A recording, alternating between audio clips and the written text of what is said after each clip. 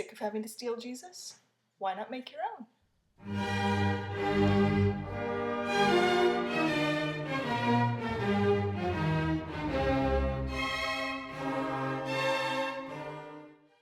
Here's the list of ingredients. Pretty simple, just a couple of different types of flour, water, and a little bit of Crisco to keep it from sticking on your hands, because no one likes a sticky Jesus. Alright, let's start cooking. So, heat the water. You want to heat it to exactly 110 degrees. Now, I have no idea why they say exactly 110 degrees, but it is very important. Now get your mixing bowl, and let's start mixing in the ingredients.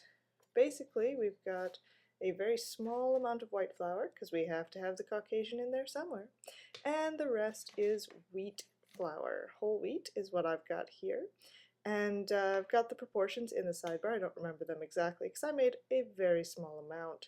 Now that we've got this to 110 degrees, we're going to add the water. As it says in the side, I only put about a quarter cup in, but I ended up adding a little bit extra when I was kneading it, as you will see here. Now, like I said, you want to use the Crisco in order to keep the dough from sticking. It's kind of disgusting, but what are you going to do?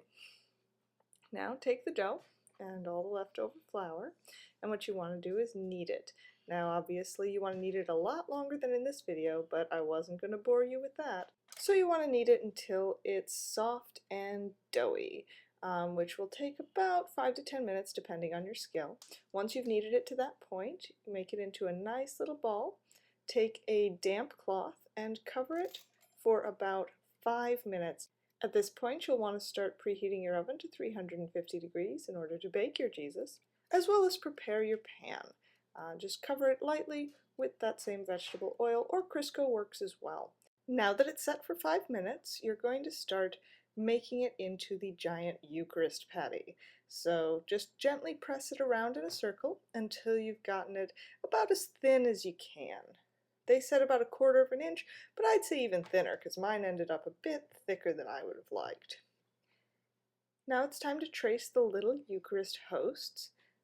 Anoint your cutter with oil and begin tracing it around the edges. I was able to make about 10 different Eucharist hosts out of this one, though if I'd gotten it a little bit thinner, probably could have made the magic number 12. Once you finish tracing those, anoint your knife as well. The purpose of this is to get those little crosses in there, so just push really hard into it, not all the way through. Both of these are simply decoration at this point. You're not cutting them apart because you want to cook it as one solid disc.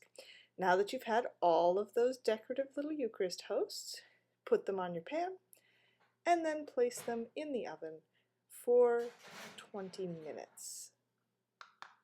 After 20 minutes, you should have a disc very similar to this. If you've got these bubbles like I do, you'll probably want to push them down a little bit, and then go through and cut up your Eucharist hosts along those same lines that you traced earlier. Place the disc on a cooling rack and leave until cool. Now you want to break them apart along those same lines, trimming off any extra pieces so that you have nice round hosts. And there you have it. Now, I don't know what church exactly serves these, but they're pretty dry, pretty thick, not terribly tasty, could definitely use some salt. So, although a good glass of wine is excellent with this, I've decided to cook up a little something special from our good friend Papa Fox, though a fishier version of his secular jambalaya. So, let's go check it out. Come on. Doesn't that look tasty? Well, as it's almost done, I'm sure it won't hurt.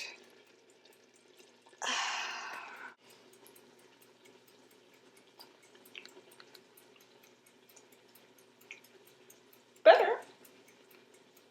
Definitely spicier.